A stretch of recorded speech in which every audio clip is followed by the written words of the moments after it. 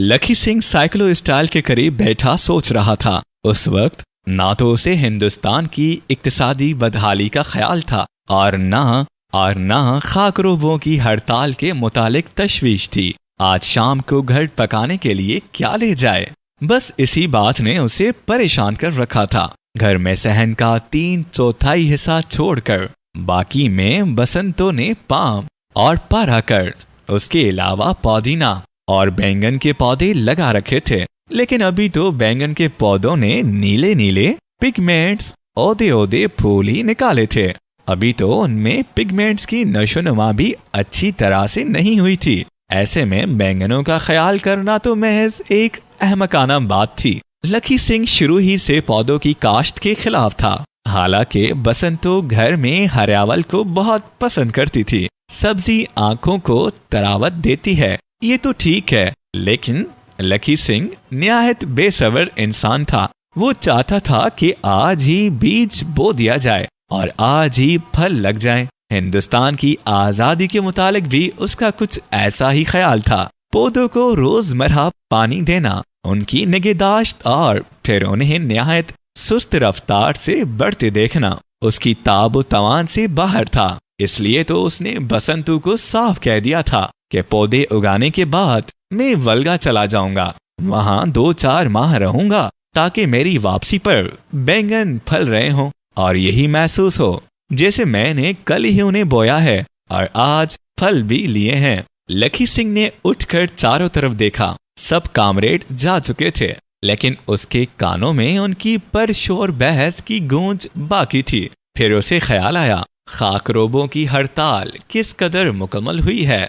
शहर की तंगो तारीक गलियों, गंजान आबाद मोहल्लों, गुजरगाहों और सड़कों पर जा बजा कोड़े के ढेर लग रहे हैं। शाह आलमी के बाहर घोड़ों के होश के करीब मेले का पहाड़ पड़ा है। ठंडी सड़क की तरफ जाने वाली सड़क पर 3 दिन से एक बेल मरा पड़ा है, जिसकी लाश से सराट उठकर अस्पताल के मरीजों तक पहुंच रही है। उसके अपने कौचा भोला मिस्र में, जहां शेर के मुर्दे जलाने वाले अचार्ज रहते हैं, इतना ताफन पैदा हो रहा है कि अचार्ज बाहर नहीं निकलते और हिंदू का मुर्दा बगैर अचार्ज के कैसे जलाया जा सकता है।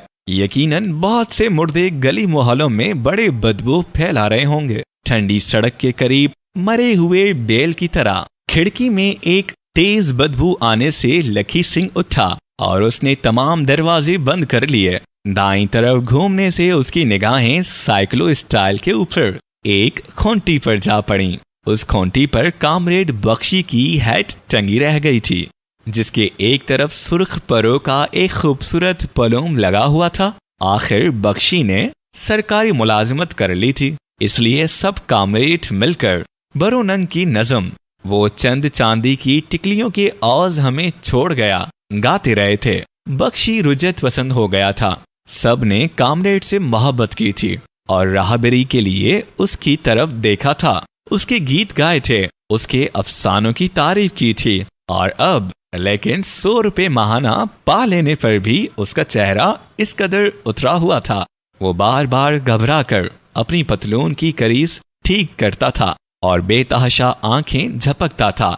शुरू बहस में नौबत हाथापाई तक पहुंच गई थी और उसे पीटा भी गया था। उसकी कमीज का एक क्षेत्रा अभी तक एक कुर्सी के उभरे हुए कील में अड़ा हुआ था। उसने पेट की मजबूरियों का तज़किरा करके हर एक के जज्बाए रहम को उकसाने की कोशिश की थी, लेकिन वहां सबकी आंखों में नफरत थी। मालूम होता है इतने बड़े नस्बुल ऐन से गिर जाने का उसे खुद भी एहसास था, लेकिन वो एक हद तक मजबूर था। उसकी 3 बहनें थीं, शादी के काबिल, एक बूढ़ा बाप डॉक्टर जो कि किसी रियासत से रिटायर्ड हुआ था और जिसकी बीनाई ज्यादा एहतियात की वजह से कम हो गई थी। माँ के अलावा 4 भाई थे, जिनमें से 2 मुकामी हाई स्कूल में और सबसे बड़ा शहर से बाहर एक कॉलेज में तालीम पाता था और उन सब के पेट ईंधन मांगते थे।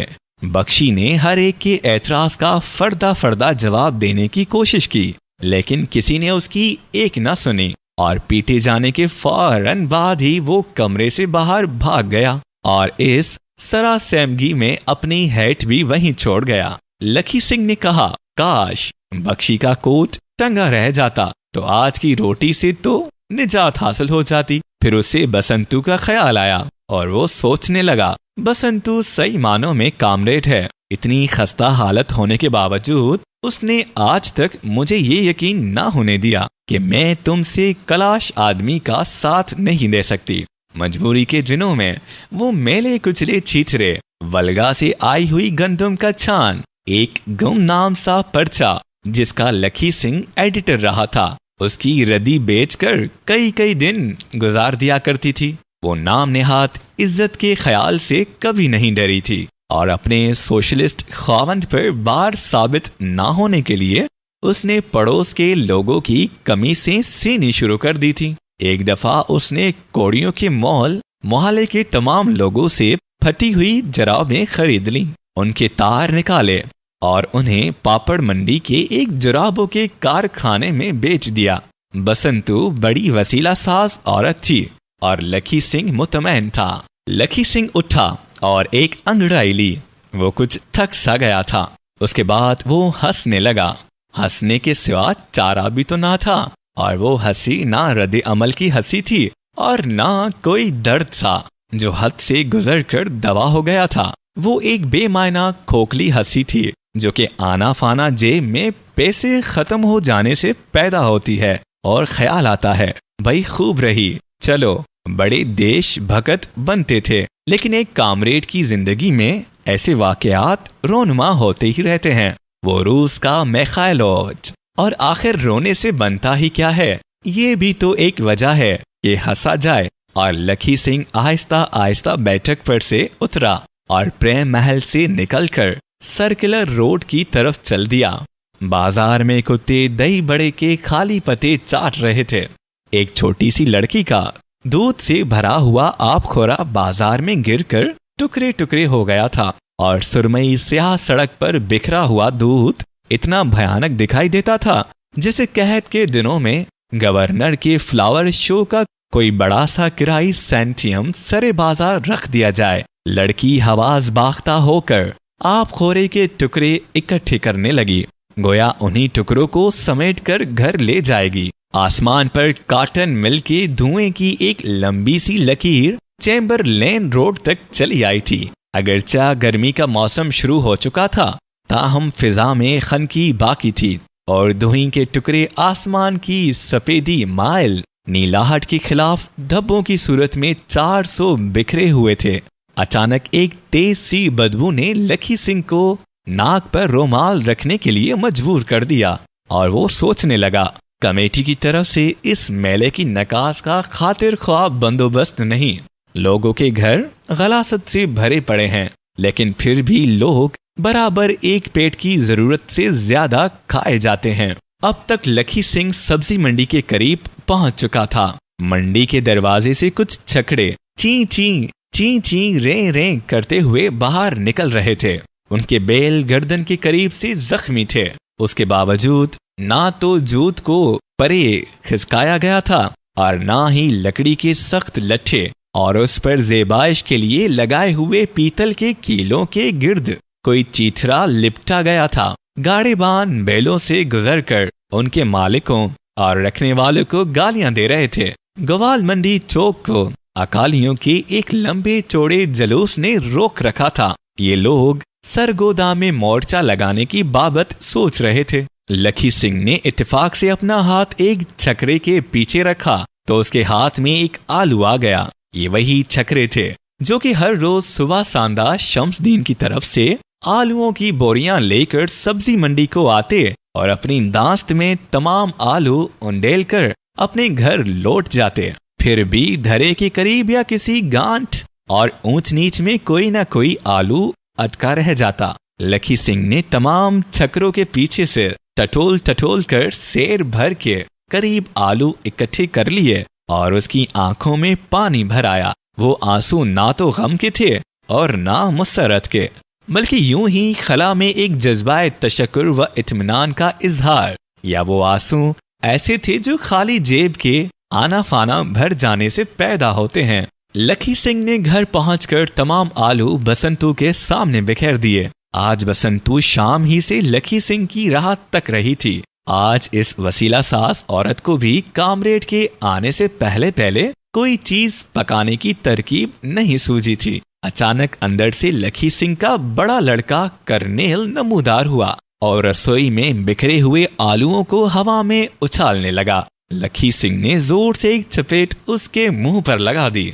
और आलू समेटकर एक कोने में डाल दिए। वो नहीं चाहता था कि उसकी कमाई यूं ही बर्बाद की जाए। और करनेल रोया नहीं, क्योंकि ऐसी बातें तो हर रोज होती थीं। घर में खाने को कुछ मैसर न आता था और उसके बाद जब वो किसी चीज की तरफ हरीसाना निगाह से देखता तो माँ या बाप की तरफ से एक चपेट रसीद हो जाती।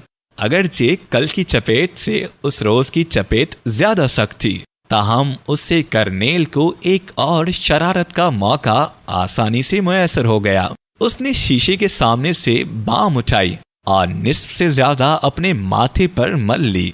करनेल को बाम मलने का बहुत शौक था। उसे वो पेशानी पर ठंडी लगा करती थी।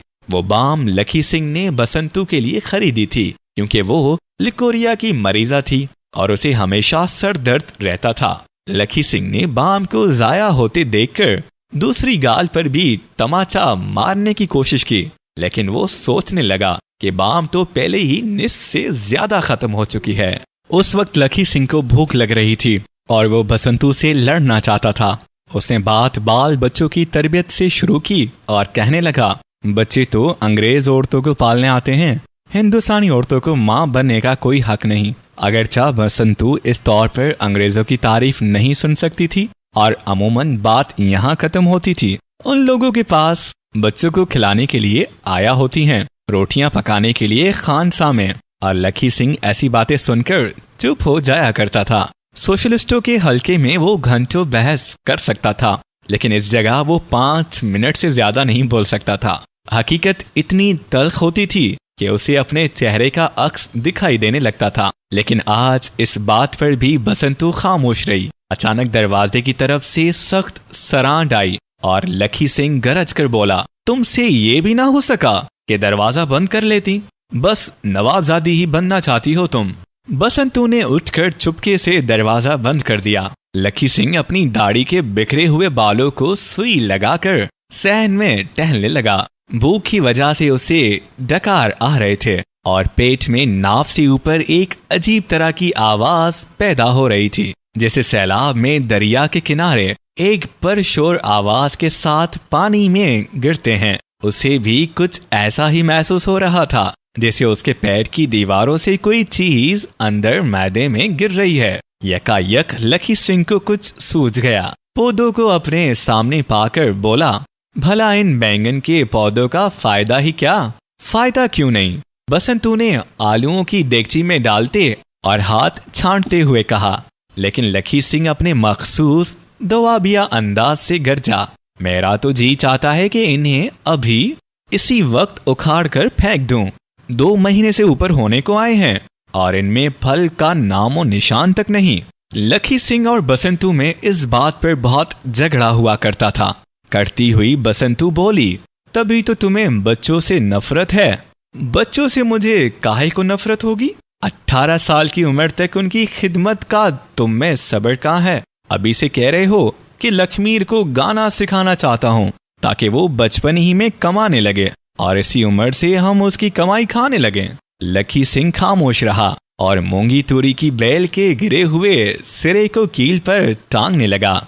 बसंतू माँ थी, उसमें बच्चे और पौधे पालने और उन्हें आहिस्ता आहिस्ता बढ़ते देखने का हौसला था। वो हर रोज सुबह उठती और कहती, आज बैंगनों को 2 फूल लगे हैं और 2 की डंडियां फूल रही हैं और मूंगी तूरी पर भी शहद की मक्खियां बैठती हैं। अब तूरियां फलने का मौसम आया है ना, और तुमने आखिर करनेल सिंह से किस जग का बदला लेना है? आखिर होले होले समझदार हो जाएगा, यूं ही उसे पीटते रहते हो। लखी सिंह को ख्याल आया कि मूंगी तूरी की बेल को जहां से काटा गया था वहां से ज्यादा सरसब्ज है, वहां ज्यादा कॉम्प्लीन फूटी हैं।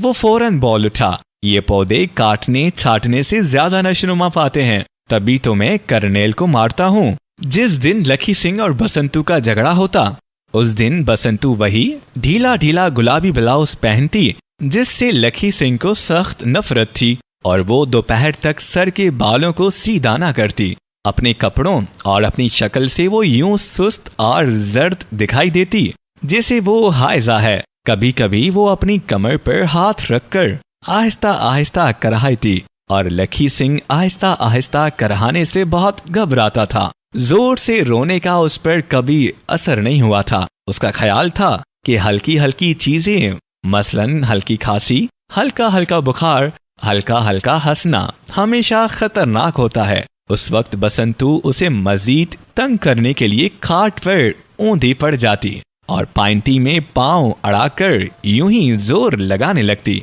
और बच्चा सफरी पिंगोरे में निस्फ धूप और निस्फ छांव में एक होलनाक आवाज से करहाता रहता और फिर यकदम चीख उठता जैसे उसे चोंटियों के किसी दस्ते ने यक लख्त काट खाया हो।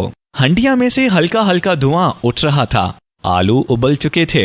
बसंतू ने उन्हें सर्द पानी में अंडेला और लखी सिंह उन्हें छील कर खाने लगा।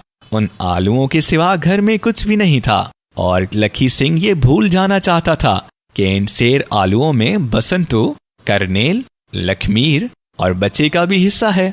वो कहता, डॉक्टरों की राय है कि आलू पेट को गलीज करते हैं। उसके बाद वो नमक मिर्च लगाकर उन्हें चटखारे लेता हुआ खा लेता, गोया कह रहा हो, मुझे अपने पेट की गराजत बहुत पसंद है। जिंदगी खुशगवार थी, उसमें आसाइश न थी। सोहन हलवा न था, लेकिन आलू तो थे।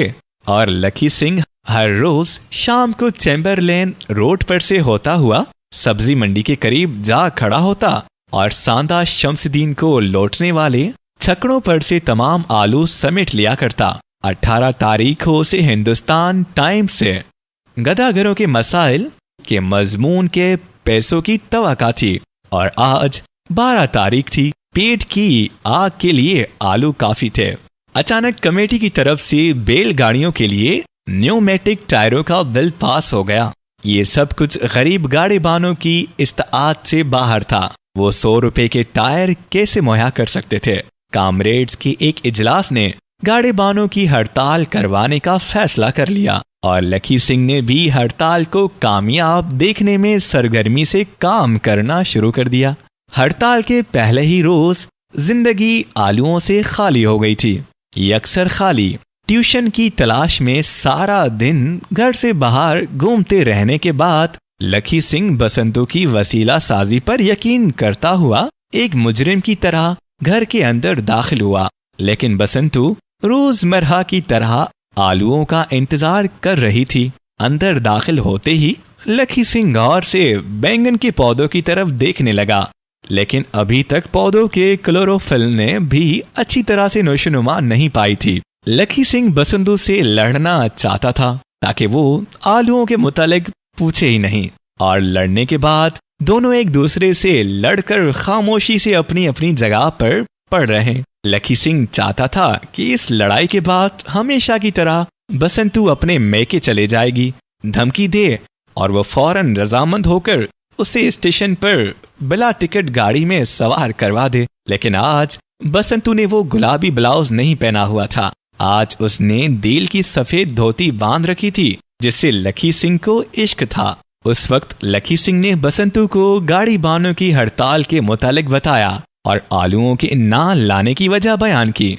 बसंतू कुछ देर अपना सर हाथ में दिए बैठी रही, फिर वो खश्मी अंदाज से लखी सिंह की तरफ देखते हुए बोली, तुमने हड़ताल की मुखालिफत क्यों ना की? लखी सिंह ने कोई जवाब ना दिया। बसंतू हड़ताल के मुहर्रिकों को गालियां देने लगी, उन मुहर्रिकों को जिनमें उसका अपना लखी सिंह भी शामिल था और जिनमें से बख्शी मैज इसलिए निकल चुका था कि वो आलूओं के बगैर जिंदा नहीं रह सकता था। लखी सिंह सोचने लगा, बसंतू ने एक अच्छे कामरेड की तरह हमेशा मेरा साथ दिया था, लेकिन अब वो भी मुझे जवाब दे रही है। उस वक्त करनेल गली में से आया और बाप को खाली हाथ देखकर रोने लगा। बसंतू सुबह से उसे बाप की आमद का इंतजार करने के लिए कह रही थी। अपने बेटे को यूं रोता देखकर बसंतू और भी जहरनाक हो गई। लकी सिंह को बसंतू से ये उम्मीद न थी। वो अपना सर दोनों हाथ में देकर बैठ गया और सोचने लगा, क्या बसंतू रुझत पसंद हो गई है?